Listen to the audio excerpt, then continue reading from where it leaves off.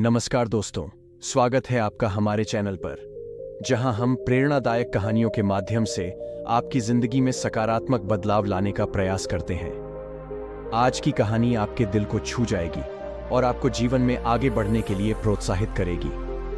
तो चलिए, बिना किसी देरी के हम आज की प्रेरणादायक कहानी की शुरुआत करते हैं।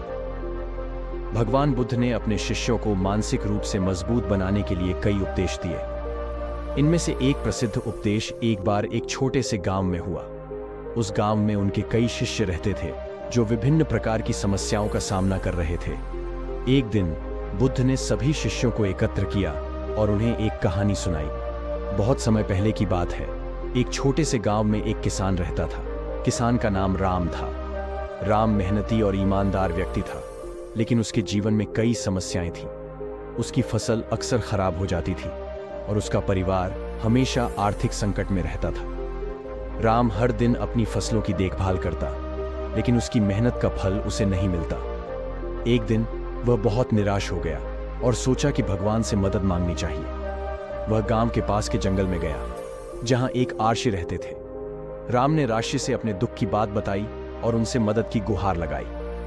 आर्षी ने राम को ध्यानपूर्वक सुना और फिर मुस्कुराते हुए कहा, राम, जीवन में समस्याएं और कठिनाइयां आना स्वाभाविक है, लेकिन जो व्यक्ति इन समस्याओं का सामना धैर्य और साहस से करता है, वही सच्चे अर्थों में मजबूत बनता है।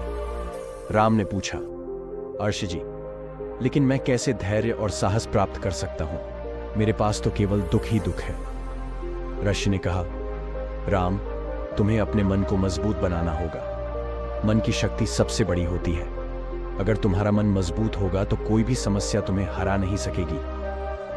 राम ने फिर पूछा, लेकिन मैं अपने मन को मजबूत कैसे बनाऊं? ऋषि ने कहा, इसके लिए तुम्हें ध्यान और प्राणायाम का अभ्यास करना होगा। सबसे पहले शांत स्थान पर बैठो और अपनी सांसों पर ध्यान दो। धीरे धीरे सांस लो और छोड़ो। इसके साथ ही अपने मन को खाली करो। किसी भी प्रकार की चिंता या विचार को मन में ना आने दो। यह अभ्यास तुम्हारे मन को शांत करेगा और तुम्हें भीतर से मजबूत बनाएगा। राम ने आर्षि की बातें ध्यान से सुनी और उनका पालन करने का निर्णय लिया। उसने नियमित रूप से ध्यान और प्राणायाम का अभ्यास शुरू किया। धीरे धीरे राम ने महसूस किया कि उसकी चिंताएं कम हो रही हैं और उसका मन शांत हो रहा है। उसने समस्याओं का सामना करने की नई शक्ति प्राप्त की।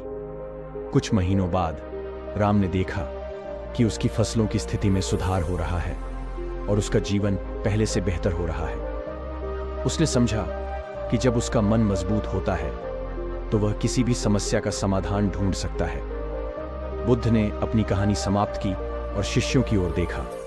उन्होंने कहा, इस कहानी से हमें यह सीख मिलती है कि मानसिक मजबूती ही सच्ची ताकत है। ध्यान और प्राणायाम का अभ्यास हमारे मन को शांत और मजबूत बनाता है, जिससे हम जीवन की किसी भी चुनौती का सामना कर सकते हैं। शिष्य बुद्ध की बातें सुनकर बहुत प्रेरित हुए और उन्होंने भी नियमित रूप से ध्यान और प्राणायाम का अभ्यास करने का निश्चय किया। वे समझ गए कि मानसिक मजबूती से ही वे अपने जीवन की समस्याओं का सामना कर सकते हैं और सच्ची शांति प्राप्त कर सकते हैं। इस प्रकार भगवान बुद्ध ने अपने शिष्यों को मानसिक रूप से मजबूत बनाने का महत्वपूर्ण उपदेश दिया, जिससे उनके जीवन में स्थिरता और शांति आई। भगवान बुद्ध की बातें सुनने के बाद शिष्य गहन आत्मचिंतन में डूब गए। उन्होंने महसूस किया कि मानसिक मजबूती प्राप्त करने के लिए उन्हें अपने भीतर झांकना होगा और अपने विचारों को नियंत्रित करना होगा। बुद्ध के उपदेश के बाद शिष्यों ने नियमित रूप से ध्यान और प्राणायाम का अभ्यास शुरू किया। दिन बीतते गए और शिष्यों में एक नया आत्मविश्वास और शांति का भाव विकसित होने लगा। उनमें से एक, आनंद, जो बुद्ध के सबसे प्रिय शिष्यों में से एक था, ने एक दिन बुद्ध से पूछा, गुरुदेव, क्या यह संभव है कि हम ध्यान और प्राणायाम के माध्यम से अपने सभी दुखों से मुक्त हो सकते हैं? बुद्ध मुस्कुराए और बोले, आनंद, ध्यान और प्राणायाम मन को शांत और केंद्रित करने के साधन हैं। जब मन शांत होता है तो हम स्पष्ट रूप से सोच सकते हैं और सही निर्णय ले सकते हैं। इससे दुखों का सामना करने की शक्ति मिलती है, लेकिन दुखों से पूरी तरह मुक्त होने के लिए आत्मज्ञान की प्राप्ति आवश्यक है। आत्मज्ञान तभी संभव है जब हम अपने भीतर की सच्चाई को पहचानें और उसे स्वीकार करें। आनंद ने आगे पूछा, गुरुदेव, आत्मज्ञान प्राप्त करने के लिए हमें और क्या करना चाहिए? बुद्ध ने उत्तर दिया, आनंद, आत्मज्ञान की प्राप्ति के लिए तुम्हें सही मार्ग पर चलना होगा। यह मार्ग अष्टांगिक मार्ग कहलाता है, जिसमें 8 चरण शामिल हैं। सही दृष्टि, सही संकल्प, सही वाणी, सही कर्म, सही आजीविका, सही प्रयास, सही स्मृति और सही समाधि। इन सभी का पालन करके ही तुम आत्मज्ञान की ओर अग्रसर हो सकते हो। आनंद और अन्य शिष्य बुद्ध की बातें ध्यान से सुनते रहे और उन्होंने अष्टांगिक मार्ग पर चलने का संकल्प लिया। वे सभी जान गए थे कि मानसिक मजबूती और आत्मज्ञान के लिए उन्हें सही मार्ग पर चलना होगा और अपने आचरण को सुधारना होगा। बुद्ध ने एक और कहानी सुनाई। रामू एक सीधा सादा लड़का था, जो अपने परिवार और गांव के लोगों के साथ बहुत प्रेम से रहता था। उसका दिल बड़ा ही साफ था और वह हमेशा अपने समुदाय के लिए सेवारत रहता था। रामू के गांव में एक बड़ा मेला हर साल आयोजित होता था। इस मेले में लोग अपने अटूट बंधनों को मजबूत करते थे। एक बार मेले के दौरान एक संगठन ने गांव के नवजात और विकलांग बच्चों के लिए एक आयोजन किया। रामू ने इसे देखा और उसका दिल भी बहुत खुश हुआ। उसने तुरंत उनकी मदद करने का निर्णय लिया। रामू ने अपने दोस्तों और परिवार से सहयोग मांगा और वे सभी मिलकर बच्चों के लिए आयोजित करने वाले संगठन की मदद करने के लिए तैयार हो गए। रामू ने गांव के सभी लोगों को मेले के बारे में बताया और उन्हें इसमें शामिल होने के लिए प्रेरित किया। मेले के दिन रामू ने अपने दोस्तों के साथ मिलकर सभी विकलांग बच्चों की देखभाल की। उन्होंने उन्हें खाना पीना पहुंचाया, उनके साथ खेला और उनकी मदद की। उन्होंने इन बच्चों को खुश और मस्त महसूस कराया। मेले के अंत में संगठन ने रामू को एक पुरस्कार से सम्मानित किया। यह सम्मान रामू के लिए नहीं, बल्कि उसके गांव के लिए था, जिसने साबित किया कि एक व्यक्ति किसी भी समाज में बदलाव ला सकता है। रामू के बाद गांव में उसकी महिमा का प्रसार शुरू हुआ। लोग उसे एक प्रेरणा स्रोत मानने लगे और उसके द्वारा किए गए कार्यों से प्रेरित होने लगे। कुछ समय बाद एक दिन एक गंभीर आपदा ने गांव को प्रभावित किया। अचानक बाढ़ आई और सभी सड़कें और घर धरती में बह गए। लोगों ने सामूहिक रूप से सहयोग किया, लेकिन आपदा का प्रभाव बहुत बड़ा था। रामू ने देखा कि लोगों की सहायता की जरूरत है और वह बिना देर किए, बिना सोचे, समय गंवाकर अपनी सभी संगठनों को संपर्क किया।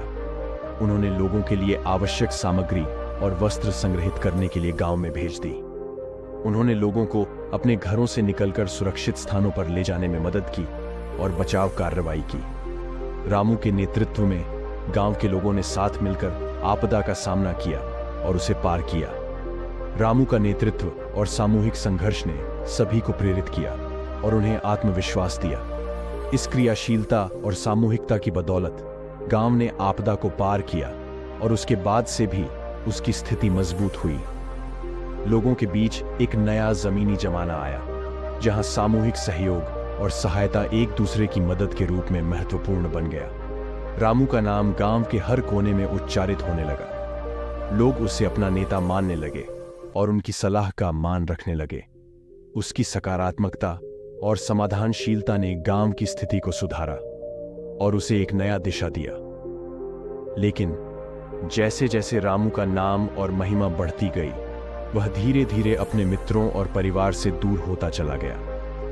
वह अब अपने नए दिशा निर्देशों और कार्यों में विश्वास रखने लगा और अपने पूर्व संबंधों को भूलने लगा। उसके मित्र और परिवार ने उसे ध्यान दिलाया, लेकिन रामू ने उनकी सलाह को नजरअंदाज किया।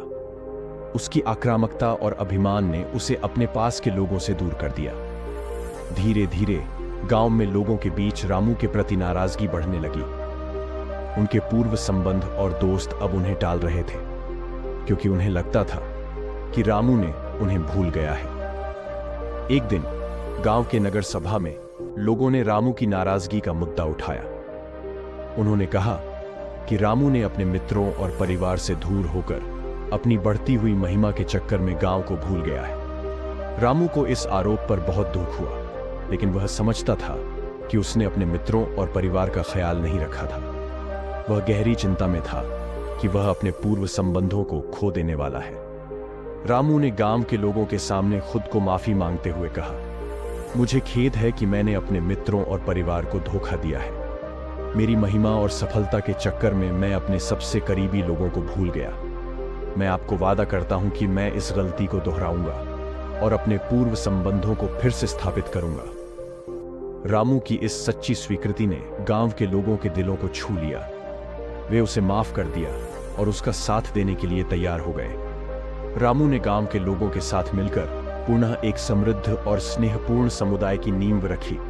उसने समझा कि सच्चा समृद्धि और सुख उसी में है जहां साथ मिलकर रहने वाले होते हैं। गांव के नए आत्मविश्वास और सामूहिकता के साथ वह और भी समृद्ध हुआ। रामू ने अपने मित्रों और परिवार से संबंधों को फिर से मजबूत किया और साथ में खुशहाली और समृद्धि का आनंद लिया। इस कहानी से हमें यह सीख मिलती है कि हमेशा संबंधों को महत्व देना चाहिए। जब हम अपने समूह और समाज के साथ साझा करते हैं तो हम सभी को एक सशक्त और संपन्न समाज की दिशा में आगे बढ़ाने में मदद मिलती है। यही हमें अपने जीवन में सफलता और खुशहाली का रास्ता दिखाता है। तो दोस्तों, कैसी लगी आपको आज की कहानी? उम्मीद है कि इसने आपको प्रोत्साहित किया होगा और आपको जीवन में नई दिशा दी होगी। अगर आपको हमारी कहानी पसंद आई हो तो कृपया लाइक करें, शेयर करें और हमारे चैनल को सब्सक्राइब करें ताकि आप आगे भी ऐसी ही प्रेरणादायक कहानियां सुनते रहें।